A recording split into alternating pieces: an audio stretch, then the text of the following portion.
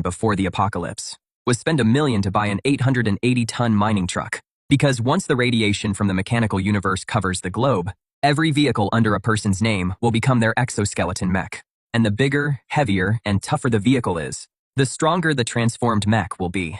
But in my previous life, I was so broke the only thing in my name was a shared bike I hadn't even returned. In the end, a passing mechanical beast crushed me like an ant. Now, there are only 7 days left before the apocalypse. I have to build an invincible steel behemoth of a mech within those 7 days. So I immediately pulled out my phone and started cashing out everything I could. At last, after a whole night of work, there was already a cold, hard 5 million sitting in my account. The next day, I went to a heavy machinery trading district. I spent 4 million to buy this 880-ton mining truck.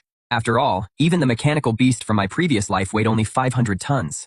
But this shell alone was still nowhere near enough. I drove this steel beast to a black market mod shop to add a ram and weld on steel protective mesh. Then, turn the truck bed into a mobile armory. I wanted everyone to fear my mech. When my truck stopped at the entrance of the shop, everyone was startled. The mechanic, Lou DePau, looked at the steel beast and said, "Buddy, you took a wrong turn, didn't you? This is a repair shop, not an open pit mine. That thing of yours shook my foundation so hard it cracked." I pulled a blue blueprint out of my pocket and said, "I'm not here for maintenance, I'm here for modifications. Here is 500,000 for labor, materials cost extra." At that, Lou DePau's breathing instantly grew heavy. Just then, a harsh roar of an engine rang out. Then, a red Porsche pulled up in front of everyone. The person who got out was the rich heir Zheng Xiao. In my previous life, his sports car mutated into an agility-type mech. He stole the only food I had. He even kicked me into a pile of machinery and left me there to fend for myself. Anytime he had nothing better to do, he'd mock me for being a loser who rode shared bikes. The moment he got out, Zhang Xiao spotted me standing off to the side. Well, if it isn't Lin Fan, don't tell me that junk by the door is yours. If it really is yours, move that heap of junk aside. Don't block my car from getting onto the lift. I ignored him. There was no need to argue with someone who'd be dead in a few days. To speed things up, I paid an extra 200,000 for overtime. A triangular ram was mounted on the front of the vehicle. The windows were sealed shut with steel mesh. Only a few viewing slits were left. The tires were reinforced with thick steel anti-blowout chain netting. The inside of the vehicle was turned into a safe room. It was split into a storage area and a sleeping area. At last, it was the early morning of the 3rd day. The basic build of my Fortress Tyrant was finally complete. But I knew it still needed one last piece to be complete.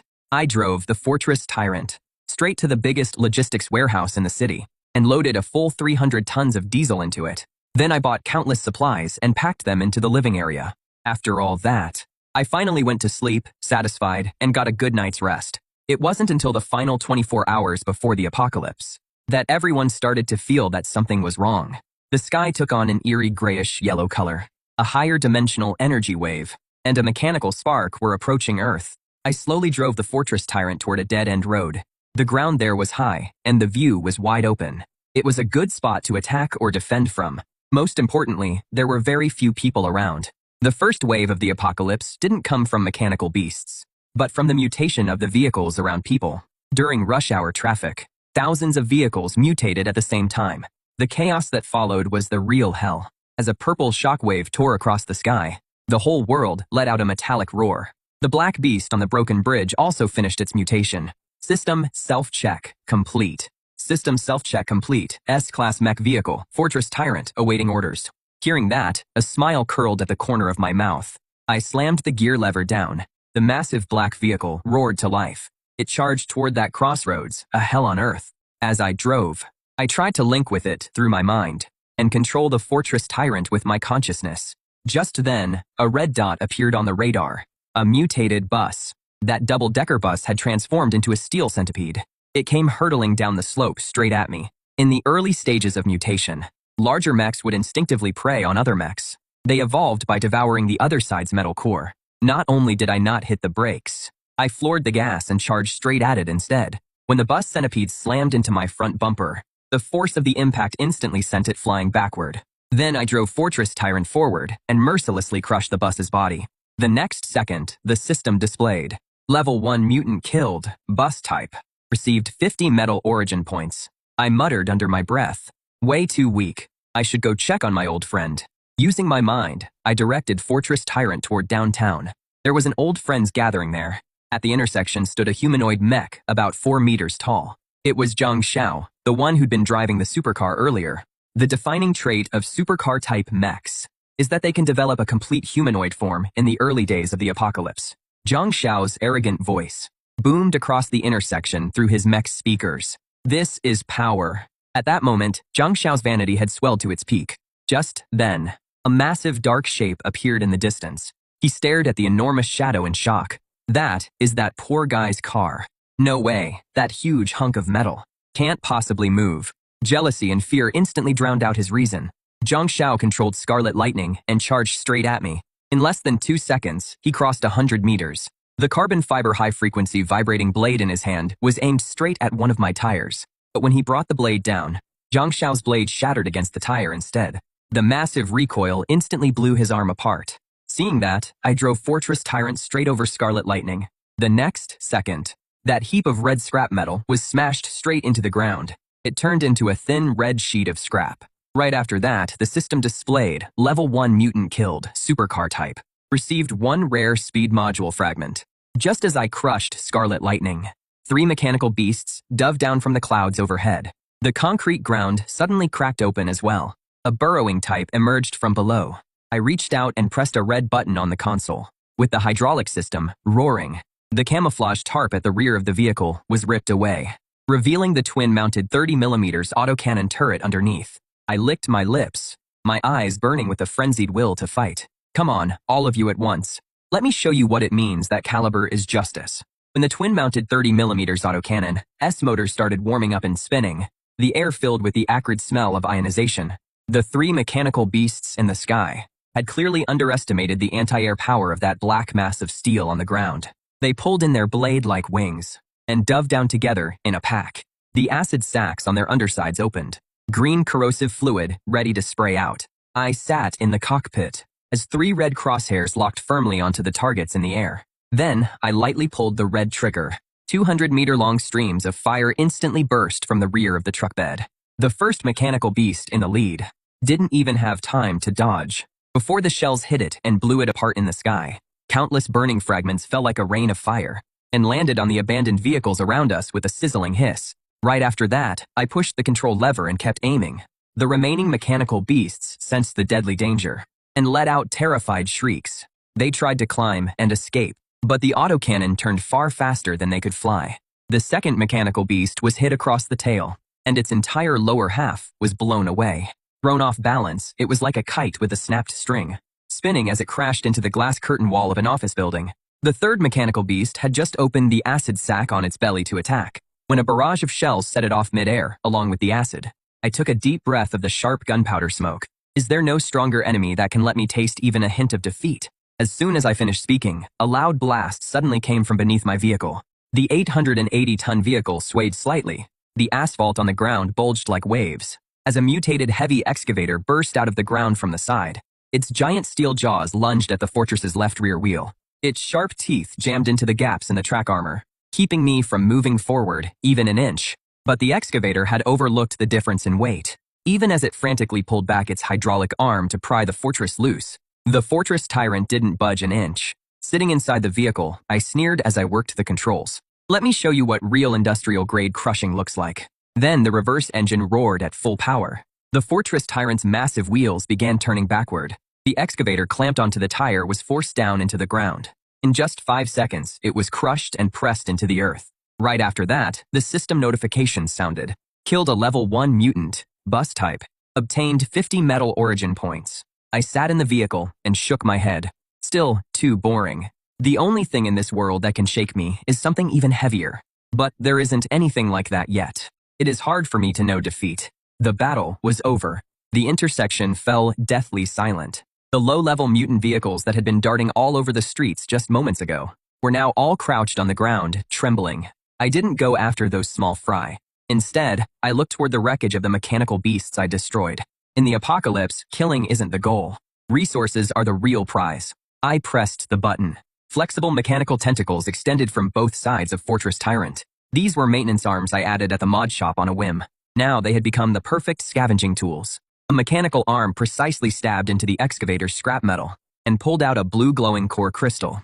Next was the speed module core from the flattened Ferrari. I had Fortress Tyrant devour those cores. Soon, a warm current spread through the vehicle. Absorption, successful. Armor strength increased by 0.5%. Obtained skill fragment, instant acceleration. 10 fragments are needed to unlock it. Then, the rumbling started up again. The black beast rolled over the wreckage scattered across the ground and headed for the logistics park on the edge of the city.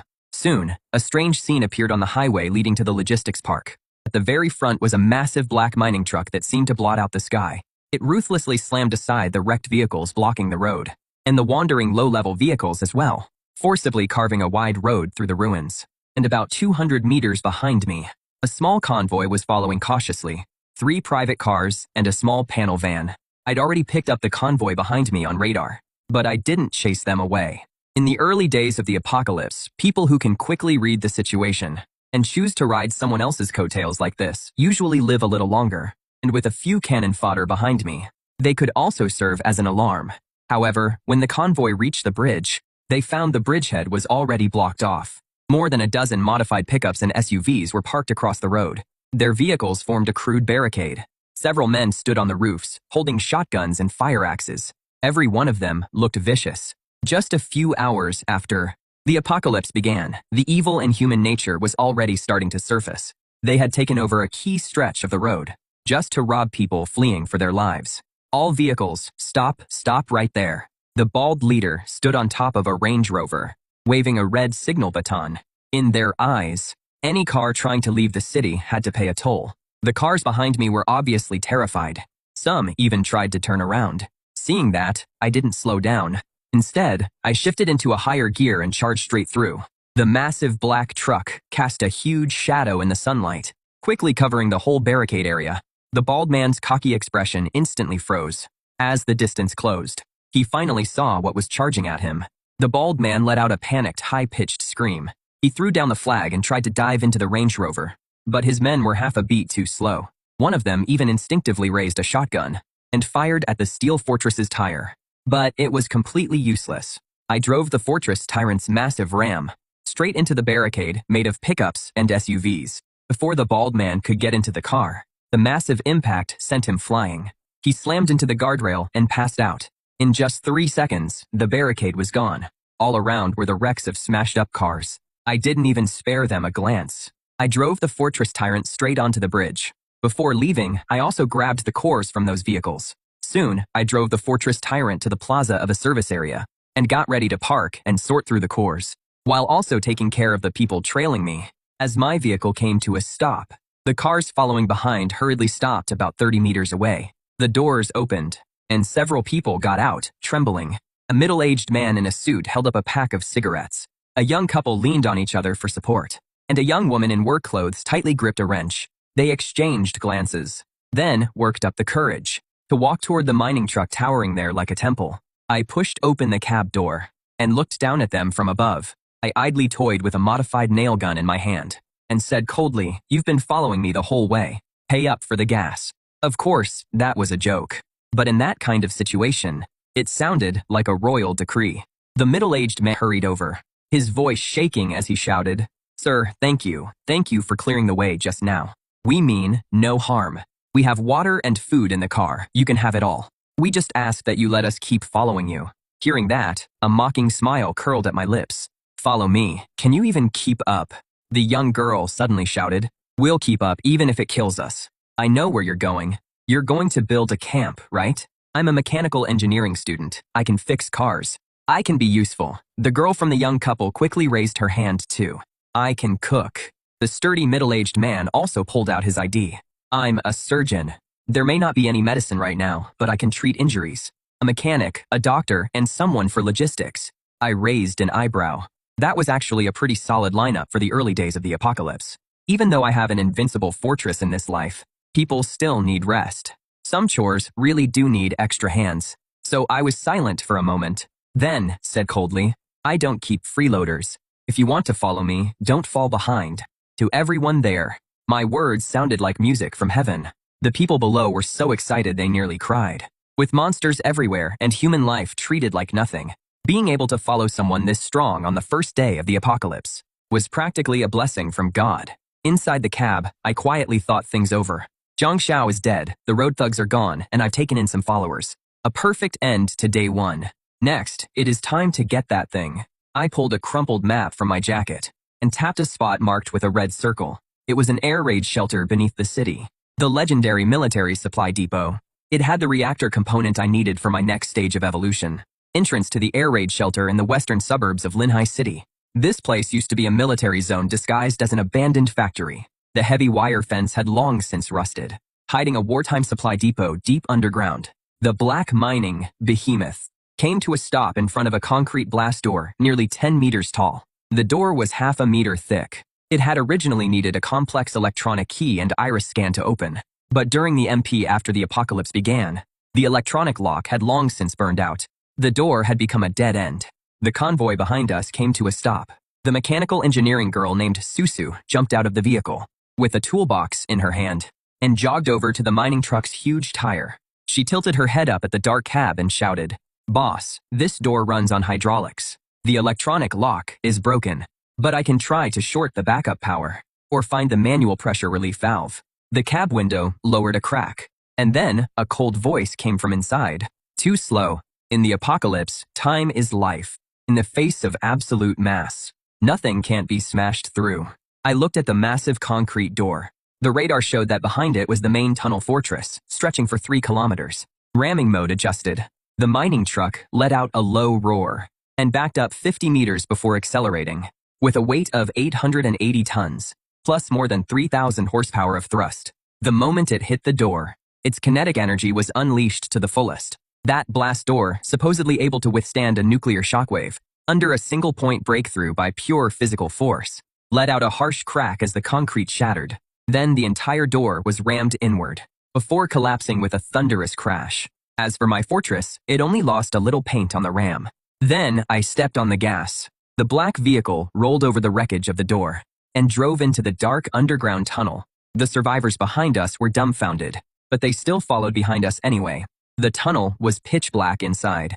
Only the 4 searchlights on top of the mining truck pierced the darkness like 4 swords of light. The air here was murky, with a stale smell of motor oil and mold. Suddenly, a dense cluster of red dots appeared on the radar. As a military restricted zone, this place had once been equipped with a large number of automated defense systems. Under the radiation from the mechanical spark, even these once lifeless machines had mutated. At the top of the tunnel ahead, several upside-down automated sentry guns suddenly swung their barrels around. Their infrared sensors locked firmly onto the intruders. Then, a dense spray of gunfire burst out instantly. Bullets rained against the armor plating on the front of the minecart. If it had been an ordinary vehicle, it would have been riddled with holes by now. But against the fortress's marine steel plates, dozens of millimeters thick, the bullets could only leave faint white marks. I didn't even flinch. I didn't use the precious 30mm autocannon. Instead, I turned on the roof-mounted secondary weapon system. It was a twin-barreled high-pressure water cannon I had installed on the side at the mod shop. It was originally meant for washing ore, except now, the tank wasn't filled with water, but with used engine oil I had swiped from the gas station. 2 black streams of oil sprayed at the sentry guns. Right after that, I fired a flare at them. The flames instantly swallowed the entire ceiling. Those mutated sentry guns may have developed simple awareness, but they were still fixed targets. Under the blazing fire, a string of explosions echoed through the tunnel. The convoy behind us carefully drove around the still burning wreckage. Susu looked at those precision weapon parts, and it pained her to see them. Such good stuff. Those servo motors are still usable. Just then, my voice came over the loudspeaker. "If you want them, I'll give you 5 minutes to clean up the battlefield. Take anything that is still usable. We'll need it for repairs later." That made Susu's eyes light up. She immediately jumped out of the vehicle and took several people with her to start frantically stripping parts. That was one of the reasons I brought them along. I needed a professional logistics team to turn all the spoils into combat power. Soon, after passing through the long tunnel, we finally reached the main storage area at the deepest level. The space suddenly opened up. It was as big as a soccer field. Row after row of huge shelves were stacked with dark green wooden crates. Guns, ammunition, military rations, body armor. This was practically a treasure vault in the apocalypse. All the survivors went crazy. Even the doctor who had always stayed calm. At that moment, he was also clutching a box of emergency medical supplies. His hands trembling. But I wasn't interested in any of that. My eyes locked onto the center of the storage area, where an isolated chamber wrapped in thick lead plating stood. A bright red radiation warning sign was posted there. Inside that chamber was the base's backup power source, a core set of micro-fission batteries. This was black tech designed so that even after nuclear war broke out, the base could still keep running for 50 years. It was also the key to the Fortress Tyrant's evolution. As the massive valve began to turn, the door, sealed for decades, slowly opened. A ghostly blue light shone through the crack. In the center of the chamber stood a transparent cylindrical container. Suspended inside were 3 metal rods, glowing with a faint blue light. These were micro-fission fuel rods. Even through the protective suit, I could still feel that heart-pounding energy fluctuation. In the apocalypse, energy is divided into 3 levels. Level 1 is fossil fuel energy, gasoline, and diesel. It is inefficient, noisy, and non-renewable. Level 2 is electrochemical energy, lithium batteries, and hydrogen fuel. It is quiet, but its range is limited. Level 3 is nuclear energy and higher dimensional energy, with effectively unlimited endurance, and it can power energy shields and beam weapons. The fortress was still stuck at level 1, and these 3 rods were the key to reaching level 3. I didn't hesitate for a second. Back in the vehicle, I operated the mechanical arm on its side, and carefully picked up the 3 fuel rods. Then, the massive intake grill at the front of the truck slowly opened, revealing the bottomless devouring slot inside. As the mechanical arm fed the fuel rods into it, the entire underground space seemed to freeze in an instant. Immediately after, a terrifying suction force erupted from inside the mining truck. Every gauge on the dashboard instantly maxed out. The cabin's original orange-yellow lighting instantly turned into a blinding ghostly blue. System warning. Detected energy density in the high-energy reactor component exceeds safe limits. Forced assimilation in progress. The vehicle began to shake violently. The engine's roar changed. From the rough explosions of a diesel engine to a shriek like a turbojet engine, I let out a pained scream inside the cab. As the host, I was also enduring a massive energy impact. It felt as if magma were flowing through my veins, and blue light was blasting from my eyes. Assimilation complete, energy system upgraded. Hybrid micro-nuclear fission drive unlocked. New skill unlocked. Deflection field shield unlocked. New skill overload RAM. At that moment, the mining truck didn't look much different, but there was now a faint blue glow over its surface. Just as I finished evolving, terrified screams suddenly came from the hall outside. "Help, boss, help!" It was the doctor's voice. I snapped my eyes open and saw that the hall outside had turned into a living hell. The tunnel entrance we came in through was already blocked. Countless mechanical rats, each only the size of a house cat, like a tidal wave, poured out of the ventilation ducts and even the cracks in the walls. And in the middle of the rat swarm stood a gigantic monster. It was a mutated garbage truck. Its cargo bed had turned into a massive breeding nest, spitting out new mechanical rats non-stop.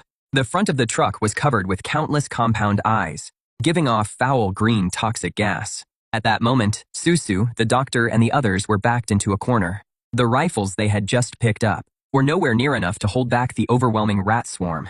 Several mechanical rats had already leaped onto Susu. Their razor-sharp gears were about to slice open her throat. "You're asking to die," my voice turned ice cold. "Perfect. I'll use you to test my new equipment. Fortress, activate the deflection field." A semi-transparent blue light screen instantly burst outward from the mining truck in all directions. As the light screen swept past, the mechanical rats were like flies hitting an electric swatter. Their internal circuit boards were burned out on the spot, and blue smoke rose from their bodies. They crackled as they fell to the ground and turned into piles of scrap metal. A huge section of the menacing rat nest was instantly wiped out. The rats on Susu also stiffened and dropped off her. After narrowly surviving, she collapsed to the floor. She stared blankly at the giant truck radiating a holy blue light. I paid no attention to everyone's shock and locked onto the Rat King.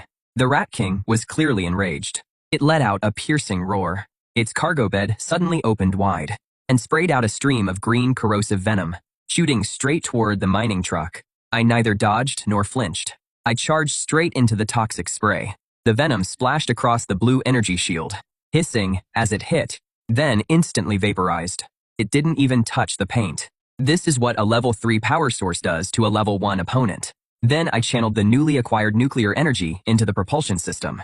The 880-ton beast seemed to break free from gravity itself. Its speed shot up to 100 kilometers in just 2 seconds. A blue meteor streaked across the hall. The mining truck's ram, wrapped in a blue energy storm, slammed hard into the Rat King's chest. That garbage truck's seemingly heavy armor, in the face of a nuclear-powered impact, was like styrofoam. The entire vehicle was ripped through and torn apart in an instant. Before the Rat King could even scream, it was drowned out by the massive explosion. Its core was shattered on impact. Trash and parts flew everywhere. System notification.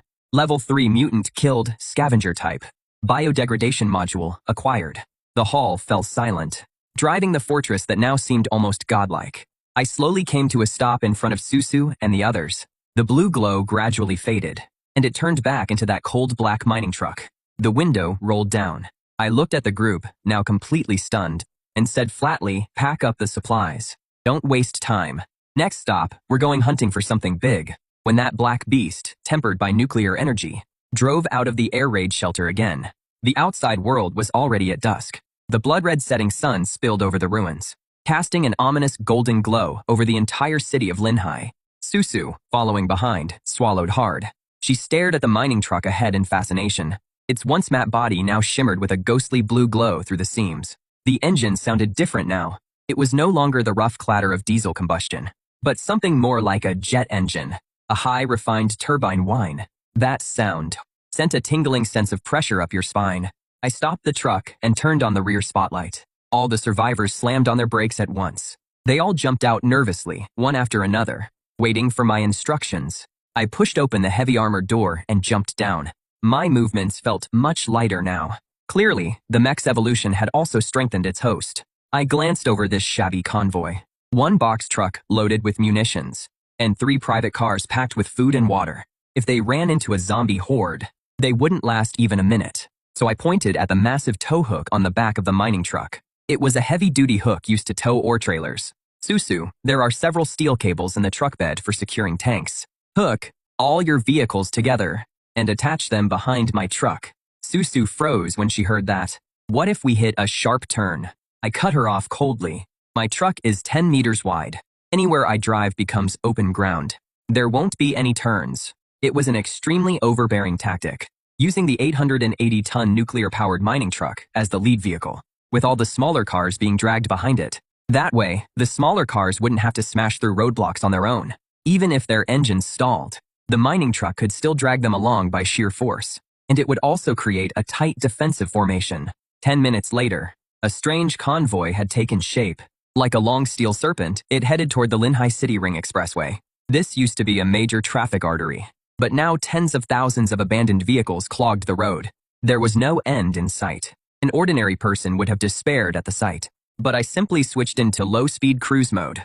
The massive ram on the front was like a red-hot knife, mercilessly shoving aside the cars blocking the way, the survivors being towed behind.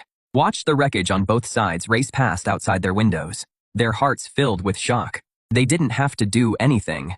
As long as they followed that godlike figure up front, he would carve out a path to survival for them. So this is what it feels like to have someone powerful carrying you. The doctor wiped the cold sweat from his forehead and hugged the first aid kit in his arms even tighter. But what he didn't know was that all this commotion was drawing hunters down from above the clouds. I sat in the driver's seat. On the holographic radar in front of me, a dense mass of red dots suddenly appeared. They weren't on the ground, they were diving down from the sky. In the apocalypse, if you make too much noise on the ground, you'll attract the scavengers of the sky. Through the panoramic sunroof, I saw a mass of black clouds rushing toward us. It was a swarm of mutated gargoyle drones.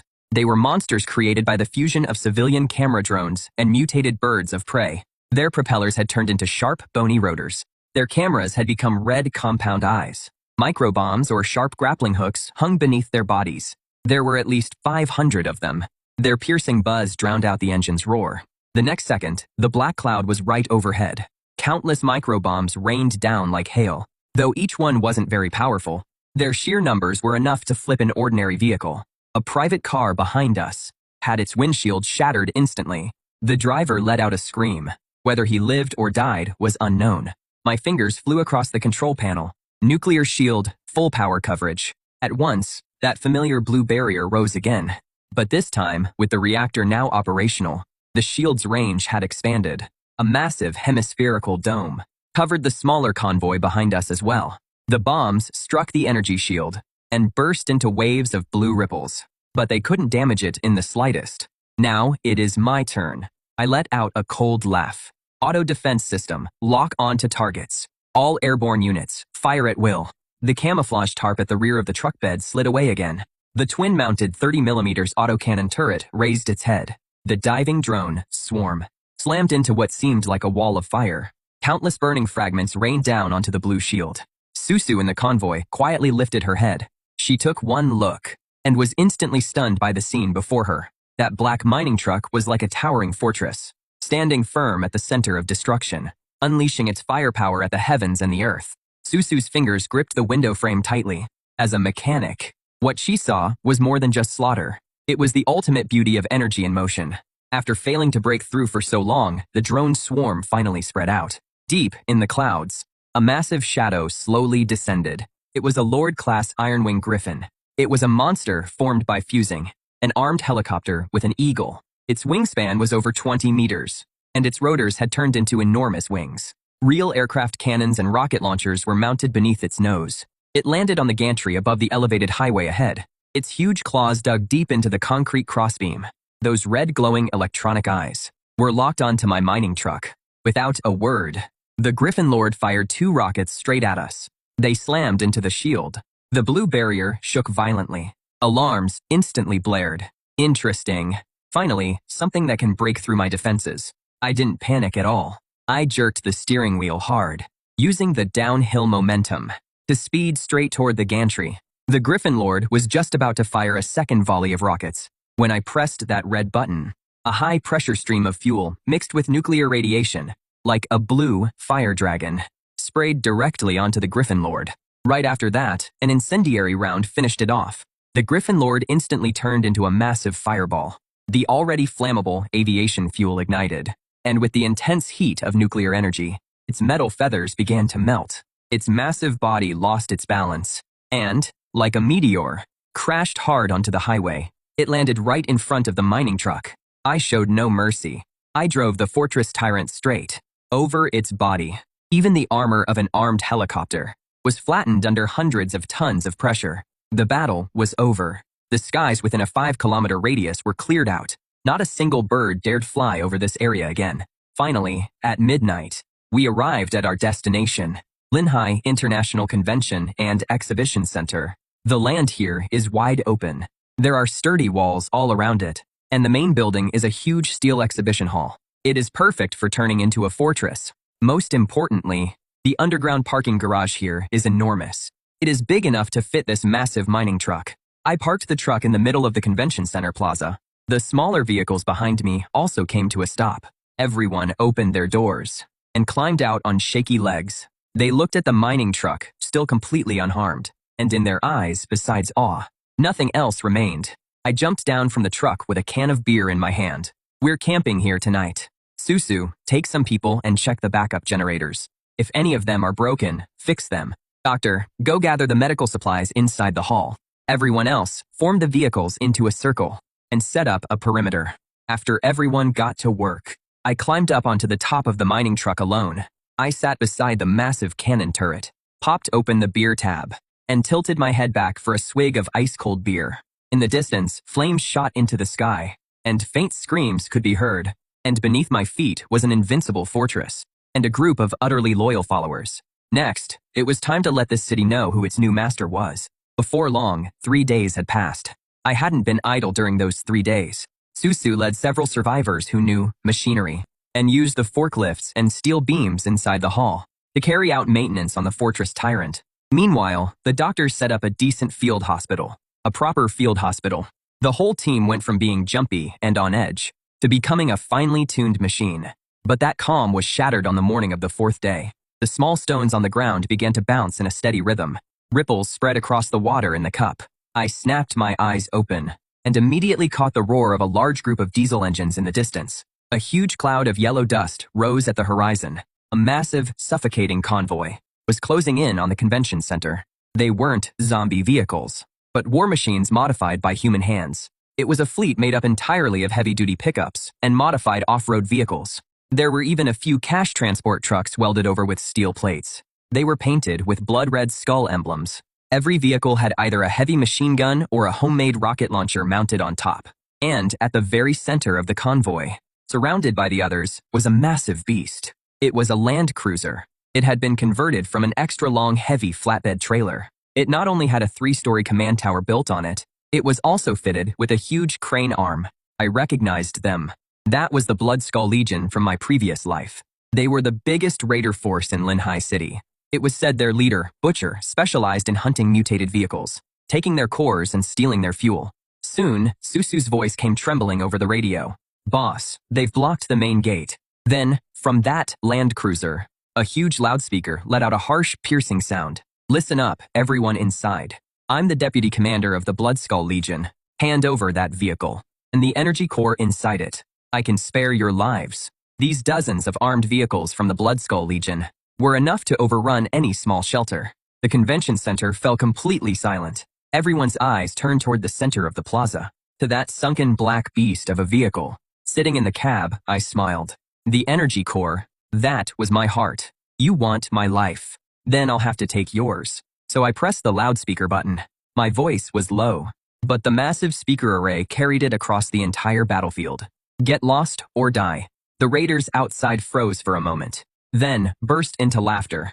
You refused the easy way, so don't blame us for the hard way. Boys, blow this place flat. At that command, dozens of rockets streaked forward trailing flames and slammed into the convention center's glass curtain wall like a rain of fire. I didn't hide behind cover. The massive black mining truck smashed straight through the exhibition hall's front glass doors and charged into the plaza like a tiger unleashed from its cage. The blue shield flashed with dazzling light under the sun as a barrage of bullets and rockets slammed into it. They only sent ripples spreading outward. They couldn't damage the truck at all. The raiders were stunned. They'd seen heavily armored vehicles before, but never one with its own energy shield. This time, it wasn't just the 30mm autocannon.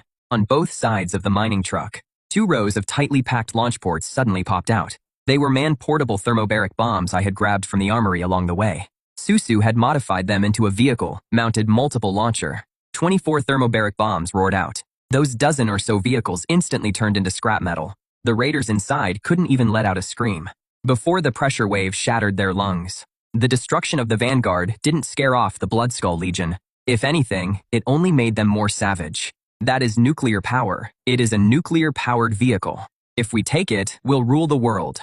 That massive land cruiser finally moved. It was like a derailed train, roaring as it charged into the plaza. Its weapon wasn't a cannon, but that enormous crane arm. Hanging from it was a 10-ton electromagnetic suction pad. It was specially designed to capture mutated vehicles. A powerful electromagnetic wave instantly enveloped my mining truck. If it had been an ordinary mutated vehicle, its electronic systems would have been disabled by now. But the Fortress Tyrant had a nuclear energy shield. The electromagnetic waves were completely blocked. I looked at the massive crane arm reaching toward me, with a hint of disdain in my eyes. I slammed it into low-range 4-wheel drive and pushed forward instead of backing off. I rammed straight into the land cruiser, which was twice as long as mine. With an earth-shattering crash, the 2 massive vehicles slammed into each other. The ground shook violently, and the concrete plaza instantly cracked apart. The front end of the land cruiser crumpled inward the instant it made contact, but with its extra-long body and the traction of its 20 wheels, it actually managed to withstand the mining truck's impact. On the cruiser's command tower, the Butcher, his face thick with flesh, roared like a madman. Latch onto it. The massive electromagnetic suction pad slammed hard against the mining truck's shield, trying to crush it with sheer physical force, even though the red warning lights were flashing inside the cab. But I stayed frighteningly calm. I said something baffling into the radio. "Susu, blow that one up." It turned out that in the collision just now, a self-destruct robot, piloted by Susu, had already quietly slipped under the land cruiser's chassis. Right below it was the main fuel tank. The moment Susu pressed the detonator, a violent explosion suddenly tore through the cruiser's undercarriage. It wasn't enough to destroy the whole vehicle, but it blew apart the main drive shaft, and it ignited the fuel tank. The fire instantly got out of control. I seized that brief moment of stiffness. The energy field that had been sustaining the shield was compressed in reverse in an instant, then unleashed through the micro-ram. A blue shockwave, visible to the naked eye, shot straight through the land cruiser's body. That arrogant land cruiser started breaking apart from the middle. Its massive keel snapped, Its command tower came crashing down, amid Butcher's desperate screams. I drove the mining truck forward and crushed it again. The massive engineering tires climbed onto the cruiser's wreckage and ground this mobile fortress, and all the ambition inside it completely underfoot. The remaining raiders instantly fell apart. They threw down their weapons and armor and drove off in all directions in their remaining wrecks. I stopped on top of the burning wreckage and looked down over the battlefield. Susu and the doctor led people rushing out of the shelters. They gathered around the mining truck, cheering. They looked at the black beast towering over the ruins, and at the man sitting in the cab, like a god. At that moment, they were no longer just survivors. They were also subjects of this new king. The day after the battle ended, the convention center looked completely different. I didn't let anyone rest. Instead, I began a frantic round of construction. That destroyed land cruiser was wrecked, but it left behind a huge amount of steel plating, weapons, and supplies. Susu directed the workers to strip off those steel plates and weld them onto the convention center's walls, creating a true wall of steel. The doctor sorted through the medicine left behind by the raiders and set up a field hospital capable of performing surgery. As for me, I made a startling decision. I parked Fortress Tyrant in the main hall of the exhibition center. Then I connected a set of thick power cables, switching modes, core power supply mode. The micronuclear reactor inside the mining truck began powering the entire base. The lights came on. The air conditioning started up. The water purification system started working. Even the giant screen at the top of the exhibition hall lit up. In this pitch-black, deathly silent post-apocalyptic wasteland, the exhibition center had become a city that never slept. It was no longer just a temporary shelter. It was Tyrant City. A month later, Tyrant City had doubled in size. Survivors from the surrounding area came flocking in, seeking shelter. At that moment, I was standing on the roof of the exhibition center. Beside me was Fortress Tyrant, upgraded once again. It had now been fitted with an electromagnetic crane arm taken from a land cruiser. It even had limited transformation abilities. It could transform into a fixed gun turret bunker. Just then, Susu walked over holding a tablet. Her expression was grim. "Boss, the radar picked up abnormal energy fluctuations near the coast. The energy reading is 10 times ours." I took the tablet, and on the screen, a massive red shadow was slowly rising from the sea. It was an aircraft carrier, a mutated aircraft carrier with limbs and tentacles all over its back. Mechanical beast, S-Class Leviathan. I stared at that red blip. There was no fear in my eyes, only an even fiercer will to fight.